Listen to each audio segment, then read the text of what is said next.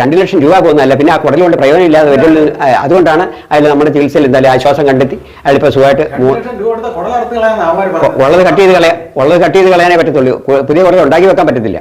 ഉള്ള കുടലിൽ ജന്തു പോയ ഭാഗം കട്ട് ചെയ്തിട്ട് പുതിയതായിട്ട് ഇൻഡസ്ട്രി ജോയിൻ ചെയ്യാൻ വേണ്ടി ഇരുന്നത്. പിടിച്ചില്ലെങ്കിൽ തന്നെയല്ല അയാൾക്ക് അതോടുകൂടി അയാൾ ജീവിതം നയിച്ചു. അലോപ്പതിക്കാരൻ ആയുർവേദത്തെ കണ്ടുകൂടാ, ആയുർവേദക്കാരൻ അലോപ്പതി കണ്ടുകൂടാ. അങ്ങനെ കണ്ടുകൂടാത്ത രീതിയിലുള്ള ഒരു തരംതാണ ജീവിത രീതിയാണ് മനുഷ്യൻ പഠിച്ചിരിക്കുന്നത്. വരുന്ന രോഗികൾക്കും സത്യത്തിൽ അതിനെക്കുറിച്ച് ബോധമില്ല. മഹോദരം, ഭ്രാന്ത്, കുഷ്ഠം, ആസ്മ, സുഗർ, അതായത് തോന്നുന്ന പോലെ ജീവിച്ചു പോയാൽ എങ്ങനെയാണ് ഡോക്ടർമാർ പറയുന്നത് ഇങ്ങനെ ചെയ്യാവൂ, അതനുസരിച്ച് ഓർഡർ അനുസരിച്ച് പോയില്ലേ രക്ഷപ്പെടാൻ പറ്റും. ഹോമിയോപ്പതി മരുന്ന് കഴിച്ചിട്ട് ആരും നിർത്തിയിട്ടില്ല. തൈറോയിഡ് മരുന്ന് കഴിച്ചിട്ടുള്ള ആരും നിർത്തിയിട്ടില്ല. അലോപ്പതി മരുന്ന് കഴിച്ചിട്ടുള്ള നിർത്തിയിട്ടില്ല. പക്ഷെ നമുക്ക് ആയുർവേദത്തിന്റെ മരുന്ന് കഴിച്ച് മാറിയിട്ടുണ്ട്. ഓരോ മനുഷ്യനും ആവശ്യമായ സമയത്ത് ആവശ്യമായ ചികിത്സകൾ അലോപ്പതിയെങ്കിൽ അലോപ്പതി, ആയുർവേദമെങ്കിൽ ആയുർവേദം, ഹോമിയോപ്പതിയെങ്കിൽ ഹോമിയോപ്പതി, ഇതിൽ ഏതെങ്കിലും ഒന്ന് അവർക്ക് വേണ്ടുന്ന സമയത്ത് ഉപയോഗിക്കാറുണ്ട്. അങ്ങനെ ഒരു പരിചയപ്പെട്ടാക്കുള്ള അദ്ദേഹത്തിന്റെ പ്രഭാഷണം കേൾക്കാനിടയായി. അദ്ദേഹത്തിന്റെ അസാധാരണമായിട്ടുള്ള അനുഭവ പരിചയങ്ങളും എനിക്ക് കിട്ടിയ അനുഭവ പരിചയം ഏതാണ്ട് തുല്യമായിട്ട് വരുന്നു. പുള്ളിക്കാരൻ ബിരുദവും ബിരുദാനന്തര ബിരുദവും അനേക ബിരുദങ്ങളിലെടുത്ത് ഒരു അസാധാരണ വ്യക്തിത്വമുള്ള മനുഷ്യനാണ്. അദ്ദേഹത്തിന്റെ പ്രഭാഷണം കേട്ടപ്പോൾ അത്രയൊന്നും പാണ്ഡിത്യമുള്ളവരായിരുന്നു ലോകത്ത് ജീവിച്ചിരിക്കൊണ്ടെന്ന് തോന്നുന്നില്ല. നിങ്ങളുടെ ഈ 60 വർഷക്കാലം ചികിത്സയുടെ പരമ്പര വൈദ്യശാസ്ത്രമായിട്ട് ബന്ധമുള്ളത് ആരാണ്? എൻ്റെ ഒരു അച്ഛൻ്റെ ജ്യേഷ്ഠൻ്റെ മകനായിരുന്നു, ഹോമിയോ ഡോക്ടറായിരുന്നു. പുള്ളി അടുത്ത കാലത്ത് മരിച്ചുപോയി. പക്ഷേ പുള്ളിയുടെ ശിക്ഷണവും സഹകരണവും ഒക്കെ നമുക്ക് ഒരുപാട് സഹായം ചെയ്തിട്ടുണ്ട്. അപ്പോൾ നിങ്ങൾ 3 പേരും തമ്മിൽ ഈ ആശയവിനിമയം നടത്തിയിട്ടുണ്ട്? ആശയവിനിമയം നടത്തിയിട്ട് കാര്യങ്ങൾ, അതായത് ജ്യേഷ്ഠൻ്റെ കയ്യിൽ നിന്ന് കിട്ടിയ കുറേ അറിവുകൾ, മഹാരോഗങ്ങൾക്ക് ചികിത്സിക്കാനുള്ള ഒരു പ്രേരണ കിട്ടി. പിന്നെ ഈ ശേഷക്കാരൻ പയ്യൻ്റെ കയ്യിൽ നിന്നും ഇതിന് ഇന്നത്തെ ശാസ്ത്രബോധം അനുസരിച്ചുള്ള ചില കാര്യങ്ങൾ മനസ്സിലാക്കാനിടയായി. പിന്നെ മോൻ്റെ ആയുർവേദത്തിലുള്ള ചില അനുഭവ പരിചയങ്ങളും ശാസ്ത്രീയമായിട്ട് പഠിച്ച ചില കാര്യങ്ങളെല്ലാം കൂടി ചേർത്ത് കുറേ കാര്യങ്ങൾ മനസ്സിലായി. പിന്നെ നേരത്തെ മുതൽ ഞാൻ ഈ 3 കൈകാര്യം ചെയ്ത് പരിചയമുള്ളത് കൊണ്ട് എനിക്കിതിലൊന്നിനും അസൗകര്യമായിട്ട് തോന്നില്ല. എല്ലാം കോമ്പിനേഷൻ ചെയ്ത് ഓരോന്ന് എപ്പോഴെങ്ങനെ വേണമെന്ന് തീരുമാനിക്കാനുള്ള ഒരനുഭവം. സമന്വയിപ്പിച്ച് നമ്മുടെ ഈ പ്രസ്ഥാനം പുഷ്ടിപ്പെടുന്നതിനനുസരിച്ച് നമുക്കൊരു ഒരു ഫോം ചെയ്യാൻ ഉദ്ദേശിച്ച് അലോപ്പതി, ആയുർവേദ, ഹോമിയോ എല്ലാം കൂടെ ഒന്നിച്ച് പ്രിന്റ് ചെയ്തൊരു ഫോം ചെയ്യാൻ ഉദ്ദേശിക്കുന്നുണ്ട്. അപ്പം അലോപ്പതി, ആയുർവേദം, ഹോമിയോ വേറെ ശാന്തിഗിരിയുടെ അവിടെ സിദ്ധ എന്ന് പറഞ്ഞാൽ അതിപ്പോൾ അവിടെ ട്രീറ്റ്മെൻറ്റും എല്ലാം കൂടി ചേർന്നുള്ളതാണ്. അവിടെ ഉള്ളവരാരും ഇപ്പോൾ നമ്മുടെ കയ്യിലില്ല. പക്ഷേ എങ്കിൽ തന്നെ ആയുർവേദത്തിനകത്തുള്ള ഗ്രന്ഥപ്രയോഗത്തിലാണ് എല്ലാവരും ചികിത്സിക്കുന്നത്. ആയുർവേദത്തിൽ ഈ പറയുന്ന ചൂർണ്ണ ചികിത്സയുണ്ട്, ഭസ്മ ചികിത്സ, അതുപോലെ അലോപ്പതിയെ ഓവർടേക്ക് ചെയ്യുന്ന ആയുർവേദത്തിന്റെ നല്ല ചില ചികിത്സാ വിധികളൊക്കെ കാലത്ത് കോംപ്ലിക്കേറ്റഡ് ആയിട്ടുള്ള ഒരു രോഗിയെ ചികിത്സിക്കാൻ അവസരം കിട്ടി. അത് ജാർഖണ്ഡിലുള്ള രോഗിയായിരുന്നു. ജാർഖണ്ഡിലുള്ള രോഗി മൂന്നാറിലൊരു 5 സ്റ്റാർ ഹോട്ടലിലെ അബ്ഡോമിൻ കംപ്ലൈൻ്റ് ആയിട്ട് വയറെല്ലാം കൂടെ വേദന എടുത്ത് കൂടെ മലം പോകുന്നു, വയറ് പെരുകുന്നു, 2 ഇഞ്ച് സ്ഥലം വെന്തിരിക്കുമായിരുന്നു. പുള്ളിക്കാരനെ ഈ കാറ്ററിംഗ് സർവീസ് ആയതുകൊണ്ട് അവിടെ ചൂടടിച്ചിട്ട് കുടല് കട്ട് ചെയ്യാൻ വേണ്ടി വെച്ചുവരുന്ന ഒരു കേസാണ്. നമ്മുടെ ഇവിടെ അടുത്തുള്ള ഒരു രോഗി, അടുത്തുള്ള ഒരു പാർട്ടി അവിടെ പോയി ഈ പറഞ്ഞുള്ള കാറ്ററിംഗ് സർവീസിൽ അസിസ്റ്റ് ചെയ്തുകൊണ്ടിരുന്ന സമയത്ത്, അറ്റൻഡറായിട്ട് ജോലി ചെയ്തുകൊണ്ടിരുന്ന സമയത്ത് ഈ വ്യക്തിയോട് പറഞ്ഞു, എനിക്ക് വയറ്റുവേദനയാണ്, എനിക്ക് ജോലിയും ചെയ്യാൻ പറ്റത്തില്ല. അങ്ങനെയുണ്ട് എനിക്കൊരു ചികിത്സാപരിചയമുള്ള ഒരാളുണ്ട്, എൻ്റെ കൂടെ വന്ന് പറഞ്ഞ് അങ്ങനെ വിളിച്ച് അയാൾ ഇവിടെ കൊണ്ടുവന്നു. ഞാൻ ആയുർവേദത്തിൽ 2 സൈസ് നെയ്യ്, ലേഹ്യം, പിന്നെ കഷായം എല്ലാം കൊടുത്തു. 1 ആഴ്ച കഴിച്ചിട്ട് വിവരം പറഞ്ഞു, കുറവുണ്ടെന്ന് പറഞ്ഞു. പിന്നെ 1 ആഴ്ച കഴിഞ്ഞപ്പോൾ വിളിച്ച് പറഞ്ഞു കുറവുണ്ടെന്ന് പറഞ്ഞു. 3 ആഴ്ച കഴിഞ്ഞപ്പോൾ അസുഖം കുറവുണ്ട്, അതിന് അടുത്ത് തുടർന്ന് കഴിക്കേണ്ട മരുന്നില്ല, നമ്മൾ വരിക എന്ന് പറഞ്ഞു. അങ്ങനെ അയാൾ സ്വന്തമായിട്ട് കോട്ടയത്ത് നിന്ന് ഇറങ്ങി വണ്ടി കയറി ഇങ്ങനെ ഇവിടെ വന്നു. അങ്ങനെ അയാൾക്ക് 3 മാസം ചികിത്സ കൊണ്ട് തന്നെ ആ ഇൻഡസ്ട്രിയൻ കംപ്ലൈൻറ്റ് മാറി. ഓപ്പറേഷൻ ചെയ്യാൻ 2 ലക്ഷം രൂപ ഓപ്പറേഷൻ ചെയ്യാൻ ഇല്ലാഞ്ഞുകൊണ്ട് മാത്രമാണ് പോകാതിരുന്നത്. പക്ഷേ അയാളുടെ അസുഖം മാറി. അയാൾ പിന്നെ 6 മാസം കഴിഞ്ഞപ്പോൾ വന്നു. ഇപ്പം അതുകൊണ്ട് അയാൾക്ക് അത് 2 ലക്ഷം രൂപ പോകുന്നതല്ല, പിന്നെ ആ കുടൽ കൊണ്ട് പ്രയോജനം ഇല്ലാതെ വരുള്ളൂ.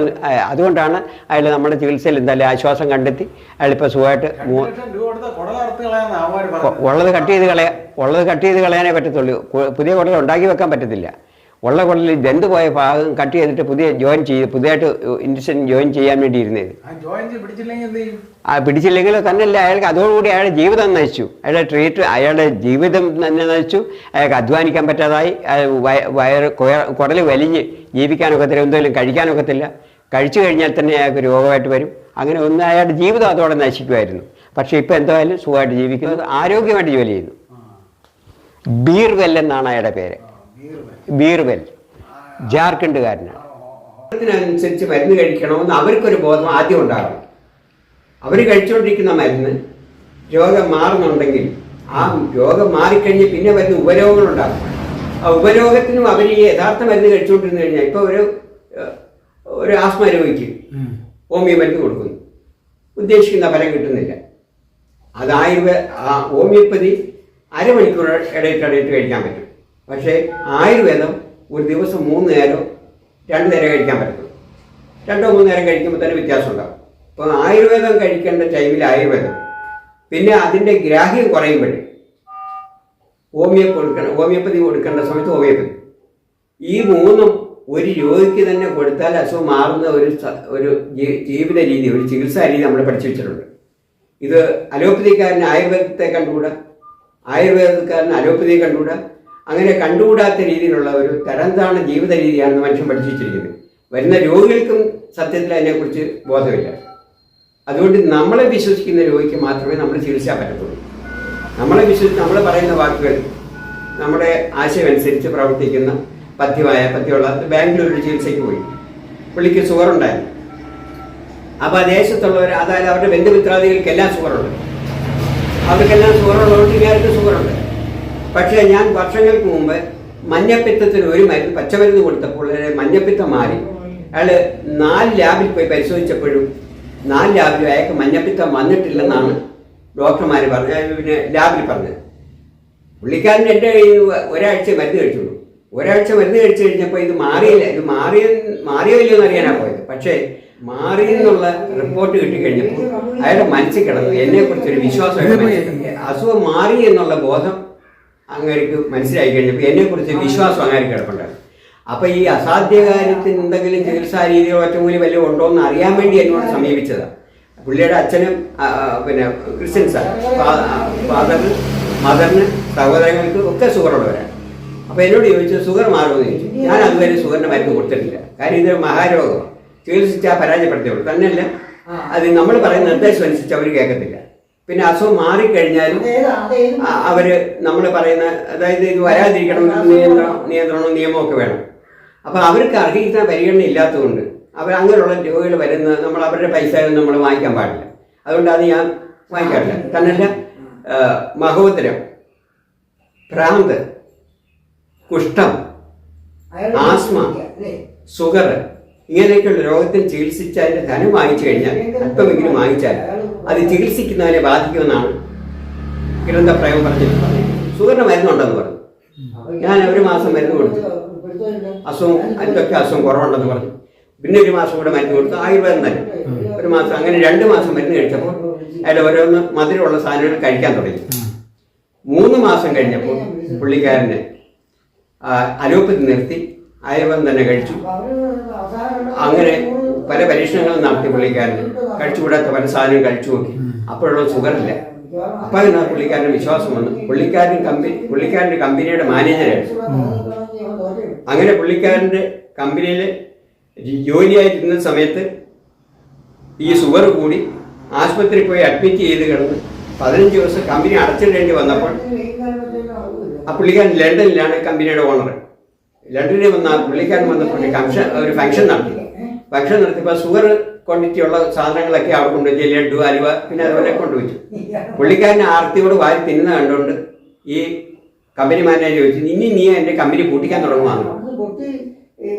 നീ ഒരിക്കൽ ഷുഗർ പിടിച്ച് ആശുപത്രി കിടന്ന് എൻ്റെ കമ്പനി പൂട്ടിയത്, ഇപ്പം വീട് നിനക്ക് എൻ്റെ കമ്പനി പൂട്ടിക്കാൻ തുടങ്ങുവാണെന്ന് ചോദിച്ചു.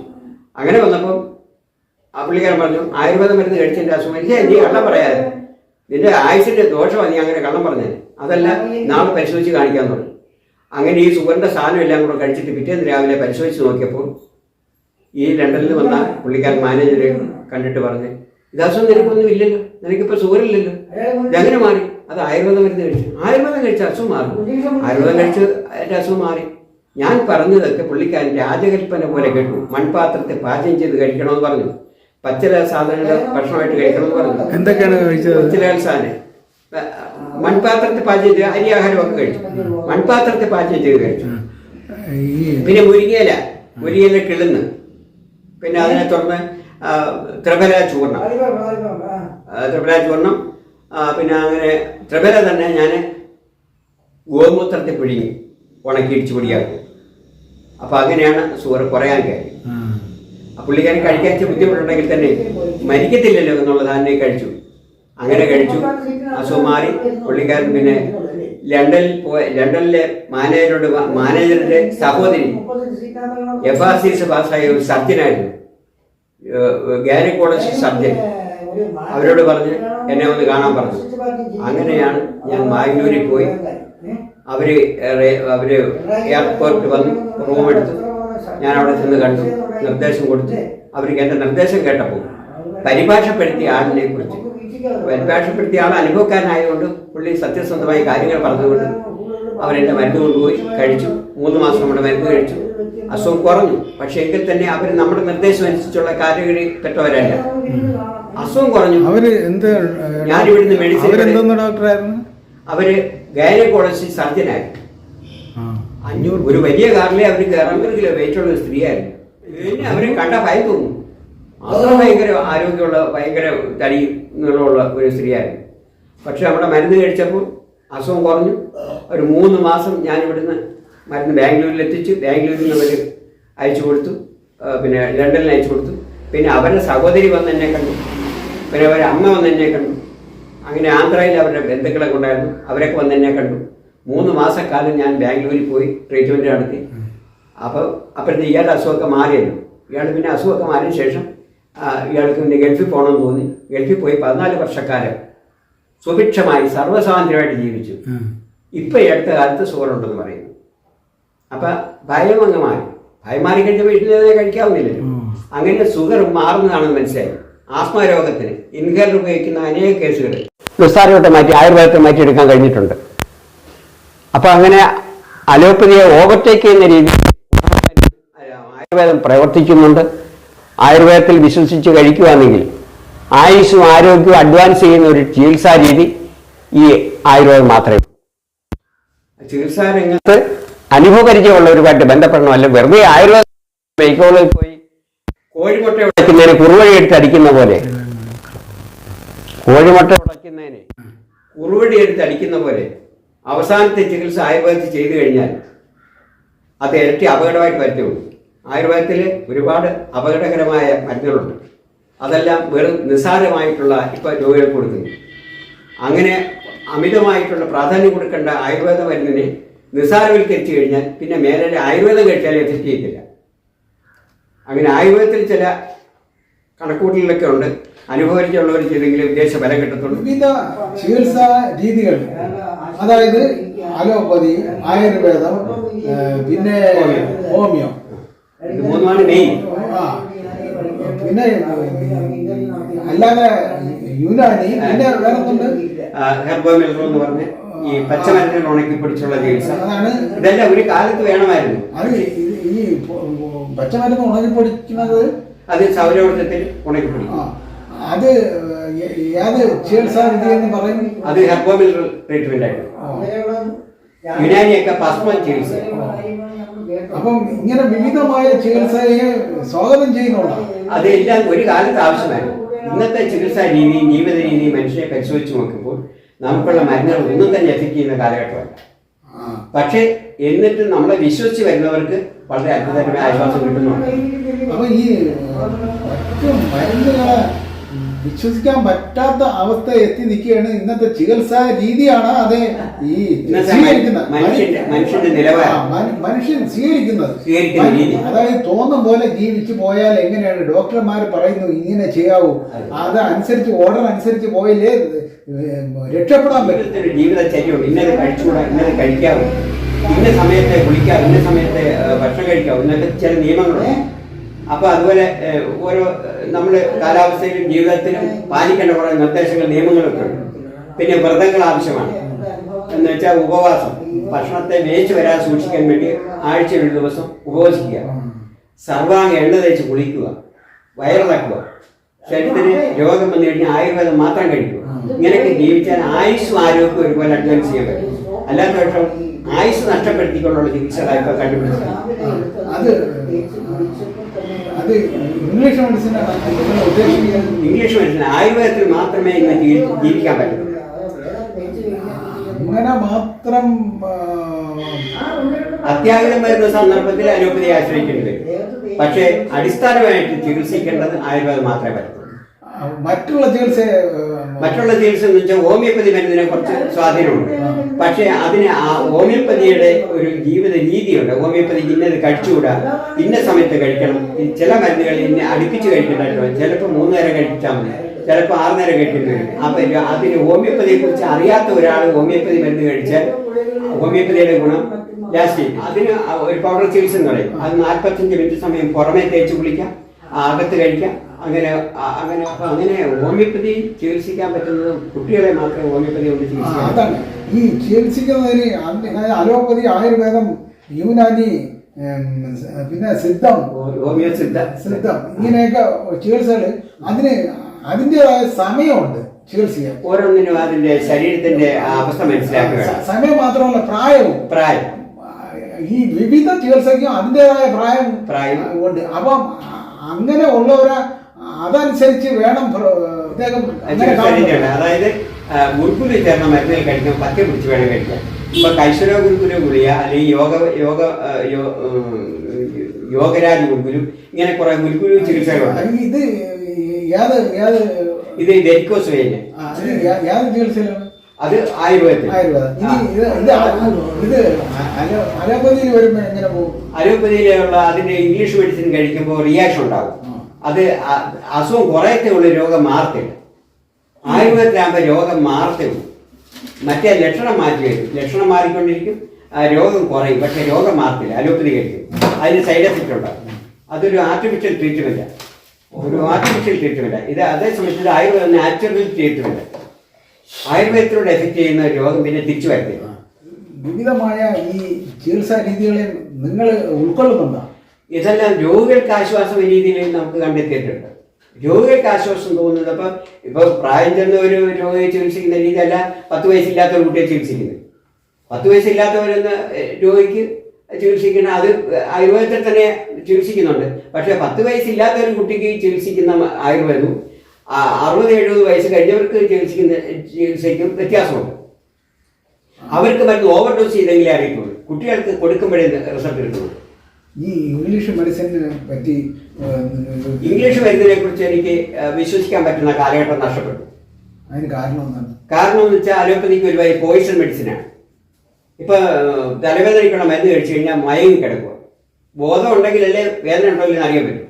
അപ്പൊ വേദന ഇല്ലാതിരിക്കണമെങ്കിൽ മയങ്ങി കിടക്കും. മയങ്ങി കിടക്കുന്ന രോഗിയെ പിന്നെ മയങ്ങി കിടക്കുന്ന ആളിന് രോഗം മാറിയില്ലേ എന്ന് അറിയുന്നത് എങ്ങനെ? രോഗം മാറിയില്ലേ എന്ന് അറിയുന്നത് സ്വബോധം ഉണ്ടെങ്കിലേ പറ്റും. അപ്പൊ സ്വബോധം നഷ്ടപ്പെടുന്ന സെഡേറ്റീവ് മെഡിസിനാണ് ഏറ്റവും കൂടുതൽ അലോപ്പതിയിൽ ഉപയോഗിക്കുന്നത്. അത് ഡോക്ടർമാർക്ക് മാത്രമേ ഇപ്പൊ കൈകാര്യം ചെയ്യാനുള്ള പെർമിഷൻ ഉള്ളൂ. അല്ലാതെ ലോക്കൽ സർവീസിന് ഇപ്പൊ ചികിത്സ ചെയ്യാൻ ഒരു പാരസെറ്റമോളും കഴിക്കാൻ പാടില്ല. പക്ഷേ പാരസെറ്റമോളിനേക്കാൾ ഓവർടേക്ക് ചെയ്യുന്ന അലോപ്പതി ആയുർവേദ മരുന്നുകൾ ഒരുപാട് ഇപ്പം നമുക്ക് അനുഭവപരിചയം വന്നിട്ടുണ്ട്. പിന്നെ ഈ സിദ്ധ യുനാനി ഒന്നും നമ്മുടെ പ്രായോഗിക ജീവിതത്തിൽ അത്ര കൂടുതൽ എഫക്റ്റ് ആയിട്ട് തോന്നില്ല. അല്ല, അത് ഒരുപാട് ചികിത്സകാരുണ്ടല്ലോ. ഹോമിയോയിലെ അടിസ്ഥാനമായിട്ടുള്ള മരുന്ന് സ്ഥിരമായിട്ട് മരുന്ന് കഴിക്കുക. ഹോമിയോ മരുന്നിന് അസുഖം കുറയും. പക്ഷേ മരുന്നിന്റെ അതിന്റെ ഡോസും അതിന്റെ ടൈമിങ്ങും ഒക്കെ കുറഞ്ഞു കഴിഞ്ഞാൽ നമുക്ക് ആ രോഗം തിരിച്ചു വരും. പിന്നെ വർഷങ്ങൾക്ക് മുമ്പ് വെരിക്കോസിനെയൊക്കെ ഓരോരുത്തർ മരുന്ന് കഴിച്ചിട്ടുണ്ട്. ഹോമിയോപ്പതി മരുന്ന് കഴിച്ചിട്ട് ആരും നിർത്തിയിട്ടില്ല. തൈറോയിഡ് മരുന്ന് കഴിച്ചിട്ടുള്ളൂ, ആരും നിർത്തിയിട്ടില്ല. അലോപ്പതി മരുന്ന് കഴിച്ചിട്ടുള്ളൂ, നിർത്തിയിട്ടില്ല. പക്ഷെ നമുക്ക് ആയുർവേദത്തിൽ മരുന്ന് കഴിച്ച് മാറിയിട്ടുണ്ട്. അതുകൊണ്ടാണ് ആയുർവേദം എഫക്റ്റീവ് എന്ന് പറയുന്നത്. ഗോകുലത്തിൽ ചികിത്സ ചെയ്യുന്ന ഓപ്പറേഷൻ ചെയ്താൽ തലച്ചോറിൻ്റെ കയറുമ്പോഴേ ശല്യം മാറുമെന്ന് പറഞ്ഞ് ഓപ്പറേഷൻ ചെയ്തു.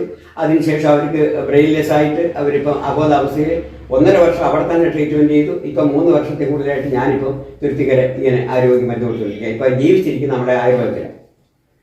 അലോപ്പതിക്ക് സമയം കൊടുത്തിട്ടുണ്ട്. അലോപ്പതിയുടെ അല്ലാത്ത സമയം ചികിത്സ ഇപ്പൊ അവര് അലോപ്പതി കഴിക്കുന്നുണ്ട്. അലോപ്പതി സെഡേറ്റീവ് മെഡിസിൻ ഇടയ്ക്ക് കഴിക്കുന്നുണ്ട്. പക്ഷെ നമ്മുടെ മരുന്നുകൾ ഈ അത് കഴിക്കാത്ത സമയത്ത് നമ്മൾ ആയുർവേദം കഴിക്കും. അത് കഴിക്കാത്ത സമയത്ത് ആയുർവേദം കഴിച്ചാൽ ചോദിച്ചോട്ടെ, ഈ ദിവസം ഓരോ ഗുളിക കഴിക്കുന്ന ദിവസം രാവിലെ എന്ന് പറയുമ്പോൾ എന്തെങ്കിലും ഗുളിക ഇംഗ്ലീഷ് മെഡിസിനിൽ ഇപ്പൊ കഴിക്കുന്നുണ്ടോ അവര്? ഇംഗ്ലീഷ് മരുന്ന് ഇപ്പോഴും അവർ കഴിക്കുന്നുണ്ട്. പക്ഷെ പഴയ രീതിയിലുള്ള മരുന്നുകളൊന്നും കഴിക്കുന്നില്ല. ടൈമിന് വ്യത്യാസമുണ്ട്. അത്രയും അളവ് കഴിക്കുന്നില്ല. ഇല്ല, നമ്മൾ ആയുർവേദമാണ് കണ്ടിന്യൂ ആയിട്ട് കാര്യമായിട്ട് കഴിക്കുന്നത്. മറ്റത് വല്ലപ്പോഴും ഒന്ന് കഴിക്കുന്നുണ്ട്. അന്ന് എത്ര വർഷം അവര് ഇപ്പൊ 1.5 വർഷം മെഡിക്കൽ കോളേജ് ചികിത്സ കഴിഞ്ഞ ശേഷമായിരിക്കും. 1.5 വർഷത്തിന് മുമ്പ് എന്തെങ്കിലും അസുഖം വന്നു? 1.5 വർഷത്തിന് മുമ്പ് അവർക്ക് കാര്യമായ അസുഖമൊന്നുമില്ല. ഒരു ദിവസം തലവേദന കണ്ടു വന്നു. തലവേദന വന്ന് ശനിയെ പോലെയാണ്ട് വന്ന് കിടന്നു. അപ്പോഴാണ് പെട്ടെന്ന് ഓപ്പറേഷൻ ചെയ്യണമെന്ന് പറയുന്നത്. അങ്ങനെ കൊല്ലത്ത് നായേഴ്സിലായിരുന്നു ആദ്യത്തെ ചികിത്സയിൽ തോന്നുന്നു. ഓപ്പറേഷൻ കഴിഞ്ഞതിന് ശേഷം ഗോകുലത്തിൽ കൊണ്ട് അഡ്മിറ്റ് ചെയ്തിരുന്നു. 1.5 വർഷത്തിന് 1.5 ലക്ഷം രൂപ മാസം അവിടെ ഓപ്പറേഷൻ ചെയ്തെന്ന് പറയുന്നത്. അത് ഓപ്പറേഷൻ കഴിഞ്ഞതിന് ശേഷമാണ്. ഓപ്പറേഷൻ കഴിഞ്ഞതിന് ശേഷം പിന്നെ ബാക്കി ചികിത്സയ്ക്കാണ് ഗോകുലം മെഡിക്കൽ കോളേജ് ഗോകുലത്തിൽ. അത് 1.5 വർഷക്കാലം അവിടെ ചികിത്സ അബോധാവസ്ഥയിൽ കിടക്കുന്ന സമയത്താണ് ഞാനൊരു മരുന്ന് കാലെ പെട്ടാൻ കൊടുത്തു. നമുക്ക് വായി കൊടുക്കാൻ ഉള്ള പെർമിഷൻ ഇല്ല. ആ വിശേഷിച്ച് അലോപ്പതി ആയിട്ട് കിടക്കും. അപ്പോൾ പുള്ളിക്കാരന് അലോപ്പതി ചികിത്സയിൽ വിശ്വാസം കണ്ടെത്താതെ വന്നപ്പോൾ ഏതോ ഒരു ആയുർവേദ ഗ്രന്ഥം കണ്ടു. ആയുർവേദത്തിലൊരു പുസ്തകം കണ്ടു. അപ്പോൾ ആയുർവേദത്തിൽ പുള്ളിക്കാരൻ ആ ഗ്രന്ഥം വായിച്ചു നോക്കിയപ്പോൾ ആയുർവേദത്തിൽ എന്തോ ഇതിന് ചികിത്സ ഉണ്ടെന്ന് മനസ്സിലാക്കി. അപ്പോൾ ഇതിനകത്ത് പരസ്യം ചെയ്തു, ആയുർവേദ വൈദ്യന്മാരാരെങ്കിലും ഉണ്ടെങ്കിൽ, പരിചയമുള്ള വിശ്വാസമുള്ള ആളുകളുണ്ടെങ്കിൽ എനിക്ക് നമ്പർ കിട്ടിയാൽ കൊള്ളാമെന്ന് പറഞ്ഞു. അങ്ങനെ പരസ്യം കണ്ടുകൊണ്ട് എൻ്റെ ചികിത്സയിൽ പത്തനാപുരത്തുള്ള ഒരു രോഗി നമ്പർ കൊടുത്തു. അങ്ങനെ എന്നെ വിളിച്ചാൽ ഗോകുലം മെഡിക്കൽ കോളേജിൽ കിടക്കുന്ന കേസല്ലേ. അപ്പോൾ പിന്നെ ഞാനിതിന് ചികിത്സിക്കുന്നതെന്ന് ചോദിച്ചു. അപ്പോൾ വീട്ടിൽ വരുമ്പോൾ വേണമെങ്കിൽ നോക്കാമെന്ന് പറഞ്ഞു. അങ്ങനെ അല്ല, ഇപ്പോൾ എന്തെങ്കിലും നിർദ്ദേശം തരാനുണ്ടോ എന്ന് ചോദിച്ചു. അപ്പോൾ ഞാൻ എണ്ണ കൊടുത്തു. എണ്ണ കാലിൻ്റെ വെള്ളയ്ക്ക് തരട്ടിയപ്പോൾ തന്നെ മനസ്സോദന ഉണ്ടായി, ആസ്മാരോഗം മാറി, വയറ്റിൻ്റെ അസുഖങ്ങൾ പറഞ്ഞു. അവർക്ക് അല്പം ബോധം കിട്ടി. ബോധം കിട്ടിയപ്പോൾ അവർ 1 മാസം വരെ നമ്മുടെ മരുന്ന് പറ്റി അവിടെ കിടന്നു. 1 മാസം കഴിഞ്ഞതിന് ശേഷം അവർ വീട്ടിൽ കൊണ്ടുവന്നിട്ട് എന്നെ കാണാൻ വേണ്ടി വീട്ടിൽ കൊണ്ടിട്ടു. പിന്നെ അങ്ങനെ തുറന്ന് ഇപ്പോഴും 3 വർഷം കൊണ്ട് നമ്മളെ ചികിത്സിച്ചു. 3 വർഷം കൊണ്ട് ചികിത്സിച്ചു. ഇപ്പോൾ അവർക്ക് സെൻസ് ഉണ്ട്. സെൻസ് എന്ന് വെച്ചാൽ TV കാണുന്നുണ്ട്. അപ്പോൾ നിങ്ങൾ ഈ വിവിധ ചികിത്സയെ തള്ളി പറയുന്നില്ല. ആ ഒരു ഇത് ഓരോ മനുഷ്യനും ആവശ്യമായ സമയത്ത് ആവശ്യമായ ചികിത്സകൾ, അലോപ്പതിയെങ്കിൽ അലോപ്പതി, ആയുർവേദമെങ്കിൽ ആയുർവേദം, ഹോമിയോപ്പതിയെങ്കിൽ ഹോമിയോപ്പതി, ഇതിലേതെങ്കിലും ഒന്ന് അവർക്ക് വേണ്ടുന്ന സമയത്ത് ഉപയോഗിക്കുക എന്നുള്ളതാണ്. ഇത് എല്ലാ അലോപ്പതി, എല്ലാ ആയുർവേദം, എല്ലാ ഹോമിയോപ്പതി എന്നല്ല ഞാൻ ഉദ്ദേശിക്കുന്നത്. ഹോമിയോപ്പതി മരുന്ന് കഴിച്ച് പരാജയപ്പെട്ട കേസുകളുണ്ട്. അവർക്ക് ആയുർവേദം, അലോപ്പതി കഴിച്ച് പരാജയപ്പെട്ടാലും ആയുർവേദം കൊണ്ട് രക്ഷപ്പെടുത്തുന്നുണ്ട്. ഹോമിയോപ്പതി കഴിച്ച് പരാജയപ്പെടുന്നവർക്കും ആയുർവേദം രക്ഷപ്പെടുത്തുന്നുണ്ട്. പാലക്കാട്ടുകാരൻ ഈ സുരേഷ് കെ ഗുപ്തൻ എന്ന് പറയുന്ന ഒരു ഡോക്ടർ അങ്ങനെ ഒരു പരിചയപ്പെട്ടാൽ കൊള്ളാം. അദ്ദേഹത്തിന്റെ പ്രഭാഷണം കേൾക്കാനിടയായി. അദ്ദേഹത്തിന്റെ അസാധാരണമായിട്ടുള്ള അനുഭവ പരിചയങ്ങളും എനിക്ക് കിട്ടിയ അനുഭവ പരിചയം ഏതാണ്ട് തുല്യമായിട്ട് വരുന്നു. പുള്ളിക്കാരൻ ബിരുദവും ബിരുദാനന്തര ബിരുദവും അനേക ബിരുദങ്ങളിലെടുത്ത് ഒരു അസാധാരണ വ്യക്തിത്വമുള്ള മനുഷ്യനാണ്. അദ്ദേഹത്തിന്റെ പ്രഭാഷണം കേട്ടപ്പോൾ അത്രയൊന്നും പാണ്ഡിത്യമുള്ളവരായിരുന്നു ലോകത്ത് ജീവിച്ചിരിക്കൊണ്ടെന്ന് പോകുന്നില്ല. പക്ഷേ അദ്ദേഹത്തിന്റെ പ്രഭാഷണം എൻ്റെ സൈക്കോളജി അനുസരിച്ചുള്ള അനുഭവ പരിചയം വെച്ച് നോക്കുമ്പോൾ പുള്ളിക്കാരനെ നമുക്കൊരു ഗുരുവായി സ്വീകരിക്കാൻ പറ്റുന്നതാണ്. ട്രീറ്റ്മെൻറ്റിലല്ല, പുള്ളിക്കാരൻ്റെ ഡയഗ്നോസ്, പുള്ളിക്കാരൻ്റെ കാഴ്ചപ്പാട്, പുള്ളിക്കാരൻ നമുക്ക് തരുന്ന ഒരു നിർദ്ദേശം, ലോകത്തോട് പറയുന്ന ഒരു നിർദ്ദേശം, അത് വളരെ അത്ഭുതകരമായി എൻ്റെ അനുഭവമായിട്ട് ബന്ധമുള്ളതാണെന്ന് മനസ്സിലാക്കി. പുള്ളിക്കാരനത് കാണണമെന്നും പരിചയപ്പെടണമെന്നും താല്പര്യമുണ്ട്. അദ്ദേഹത്തിൻ്റെ ആ കാഴ്ചപ്പാട് എൻ്റെ കാഴ്ചപ്പാടുമായിട്ട് തുല്യമായിട്ട് വന്നു. ഞാൻ വളരെ ഒരു 60 വർഷം കൊണ്ട് ഈ രംഗത്ത് പ്രവർത്തിക്കുന്നതുകൊണ്ട് ജനസേവനമാണ് അദ്ദേഹത്തിൻ്റെ ലക്ഷ്യം, അല്ല സമ്പാദിക്കുക എന്നുള്ളതല്ല. സമ്പാദ്യം മാത്രം, അതായത് ഇതൊരു ഉപാസനയാണ്, ഉപജീവനമല്ല. ഉപാസനയായിട്ട് വേണം ഈ ചികിത്സാ രംഗത്തെ കാണാൻ. അല്ല ഉപജീവനമായിട്ട് കണ്ടു കഴിഞ്ഞാൽ ചികിത്സാ രംഗം പരാജയപ്പെടുക. ഇതുകൊണ്ട് ഉപജീവനമല്ല ഉദ്ദേശിക്കുന്നത്. ചികിത്സ ഇന്ന് വരെ നിർത്തിയിട്ടില്ല. എപ്പോഴും ഒരു ദിവസം 3, 4 പേര്, 5 പേര്, പണ്ട് 25, 30 പേരൊക്കെ ഒരു ദിവസം വരുമായിരുന്നു. ആളുകൾ ക്യൂ നിൽക്കുമായിരുന്നു. അത് ഈ പ്രദേശ പ്രസ്ഥാനങ്ങളില്ലായിരുന്നു, ഉറങ്ങാൻ പറ്റത്തില്ലായിരുന്നു, കുളിക്കാൻ പറ്റത്തില്ല, അങ്ങനെയുള്ളൊരു സമയം ഉണ്ടായിരുന്നു. 25 വർഷത്തിന് ശേഷം ആ രോഗത്തിന്റെ ആ സമയത്താണ് നിങ്ങൾ ഈ വിവിധ ചികിത്സ, അതായത് അലോപ്പതി, ആയുർവേദം, ഹോമിയോക്കെ നിങ്ങൾ അങ്ങനെ പ്രസവിച്ച ഒരു കൊച്ചിനെ കൊണ്ടുവരുന്ന നമുക്ക് ആയുർവേദം കൊടുക്കാൻ പറ്റും, അത് അലോപ്പതി കൊടുക്കാൻ പറ്റും, അത് ഹോമിയോപ്പതി കൊടുക്കുമായിരുന്നു. അപ്പൊ ഈ സ്ത്രീകള് അവർക്ക് പോയിസൺ മെഡിസിൻ പറ്റത്തില്ല. അവർക്ക് അന്ന് ആയുർവേദം ഹോമിയോ ചെയ്യേണ്ടി വന്നു. പിന്നെ പ്രസവരക്ഷയായിട്ട് ചികിത്സിക്കേണ്ടി വന്നു. പ്രസവരക്ഷയായിട്ട് ചികിത്സിക്കുന്ന ആയുർവേദം, അത് ഹോമിയോപ്പതി അല്ല. അലോപ്പതി കൊണ്ട് പറ്റത്തില്ല. പിന്നെ സർജറി കഴിഞ്ഞ ആളുകൾ വരുന്നുണ്ട്. അവർക്ക് ആയുർവേദം കഴിച്ചെങ്കിലേ അവർ ആ സർജറിയുടെ ദോഷം മാറ്റുള്ളൂ. സെഡേറ്റീവ് മെഡിസിൻ ചെന്നിട്ടാണ് ഓപ്പറേഷൻ ചെയ്യുന്നത്. ആ സെഡേറ്റീവ് മെഡിസിൻ്റെ പവർ പോയാൽ അവർക്ക് സെൻസേഷൻ കിട്ടത്തില്ല. അല്ലെങ്കിൽ ഒരു സമയം കഴിയുമ്പോൾ അവർ മെമ്മറി കുറയും, അവരുടെ ആരോഗ്യം കുറയും, അവർക്ക് പിന്നെ മഹാരോഗമായിട്ട് മാറും. അപ്പോൾ ആർട്ടിഫിഷ്യൽ ട്രീറ്റ്മെൻറ്റാണ് അലോപ്പതി. ഇത് നാച്ചുറോപ്പതിയാണ് ആയുർവേദം. ഹോമിയോപ്പതി ഇതിന് രണ്ടിനെയും കൂടെ ഇടയ്ക്കൂടെ സഞ്ചരിക്കുന്ന ഒരു ചികിത്സാ രീതിയാണ്. രണ്ടിനെയും പേർക്ക് ഇവരെ ഒന്നും പരസ്പരം വെറുപ്പുള്ളവരല്ല. ഇതെല്ലാം ഒരേ മെഡിസിൻ്റെ തന്നെ പല രൂപത്തിൽ കൈകാര്യം ചെയ്യുന്നതാണ്. ഒരേ മരുന്ന് തന്നെ ഒന്നിലധികം കാര്യങ്ങൾക്ക് ഉപയോഗിക്കാൻ പറ്റുന്ന മരുന്നുകളുണ്ട്. അത് ആയുർവേദത്തിലാകുമ്പോൾ മറ്റ് കംപ്ലൈൻറ്റ് ഇല്ലാത്ത രീതി ചികിത്സിക്കാം. മറ്റെല്ലാം സൈഡ് എഫക്റ്റ് ഉണ്ട്. അപ്പോൾ അതിനെ ഉയർത്തിപ്പിടിക്കുന്ന ഒരു വ്യക്തിയാണ് നിങ്ങളുടെ ഈ 60 വർഷക്കാലം ചികിത്സയുടെ പരമ്പരാഗതമായിട്ട് വന്നിട്ട് ഇതിനെ ഉയർത്തിപ്പിടിക്കുന്ന ഒരു വ്യക്തിയാണ് ഈ സുരേഷ് കെ ഗുപ്തൻ എന്ന്. അതെ, എനിക്ക് ആ പ്രഭാഷണം കൊണ്ട് മനസ്സിലാക്കേണ്ടതായി. അദ്ദേഹം അമിതമായ ബിരുദങ്ങൾ എടുത്തെങ്കിൽ തന്നെ ഞാൻ വെറും നിസ്സാരപ്പെട്ട ബിരുദങ്ങളോ ക്വാളിഫിക്കേഷനോ ഒന്നും ഇല്ലാത്ത ഞാൻ എൻ്റെ ചികിത്സയിൽ അദ്ദേഹത്തിൻ്റെ കാഴ്ചപ്പാട്, എൻ്റെ കാഴ്ചപ്പാട് തുല്യമായിട്ട് വന്നു. അനുഭവങ്ങൾ രണ്ടും തുല്യമായിട്ട് വന്നു. അദ്ദേഹം ഒരു ഉപാസന സ്വഭാവമുള്ളവനാണ്. ഞാൻ ഒരു ഉപാസനയായിട്ടാണ് ചികിത്സാ രംഗത്തെ കാണുന്നത്, ഒരു ഉപജീവനമായിട്ടല്ല. അതുകൊണ്ട് എൻ്റെ പ്രായത്തിലുള്ളവരും എന്നേക്കാൾ പ്രായമുള്ളവരും എല്ലാം ആസന്നമായ രീതിയിലാണ് ഇരിക്കുന്നതെങ്കിലും എന്നെ സംബന്ധിച്ചിടത്തോളം ഞാനിത് ഉപാസനയായിട്ടായിരുന്നു ഈ തൊഴിലെ സ്വീകരിച്ചിരിക്കുന്നത്. എനിക്കിതൊരു ഉപജീവനമായിട്ടല്ല. ഇതുകൊണ്ട് നമ്മൾ ജീവിക്കുന്നുണ്ട്. പക്ഷേ എങ്കിൽ തന്നെ ഇതിൻ്റെ പ്രധാന ഉദ്ദേശം ഒരു ഉപാസനയാണ്. ഈ ചികിത്സാ രംഗം എത്രയൊക്കെ ആർക്കൊക്കെ എപ്പോഴൊക്കെ പ്രയോജനപ്പെടുത്താവോ അവരെയൊക്കെ എത്തിക്കുക എന്നുള്ളതാണ് എൻ്റെ ലക്ഷ്യം. അപ്പോൾ നമുക്ക് നിങ്ങളിപ്പം പറഞ്ഞില്ല അദ്ദേഹത്തെ കാണണമെന്ന്, സുരേഷ് കെ ഗുപ്തൻ. അപ്പോൾ കാണാനുള്ള അവസരം ഉണ്ടാവട്ടെ എന്ന് നമുക്ക്